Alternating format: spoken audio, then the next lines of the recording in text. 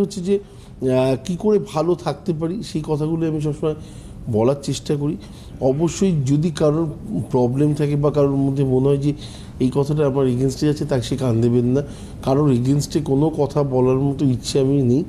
আমার প্রোগ্রামে আমি যতটা পারি সাবলীলভাবে আলোচনা করার চেষ্টা করি, এবং যে জিনিসগুলো গ্রহভিত্তিক, আমি যুক্ত গ্রহের যে ফলাফলগুলো বলেছি তাতে অ্যাটলিস্ট আমি দেখেছি বয়স্ক মানুষদের বেশি রেসপন্স এসছে। কারণ বাচ্চারা বা যারা সবেমাত্র এখন পৃথিবী দেখছে 25 বছর 26 বছর, তাদের ক্ষেত্রে এই জিনিসগুলো এতটা গুরুত্বপূর্ণ নয়, কিন্তু তাদের ক্ষেত্রে গুরুত্বপূর্ণ যারা 60 বা 62 বছর বয়স, তারা অলরেডি এই জিনিসগুলোর মানে বুঝে গেছে।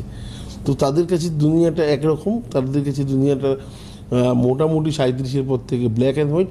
কিন্তু যতক্ষণ আমরা ছোট থাকবো, যতক্ষণ আমরা কি বলবো 37 বছরের আগে পর্যন্ত আমাদের কাছে কালারফুল লাইফ থাকে, এবং এটারই থাকা দরকার।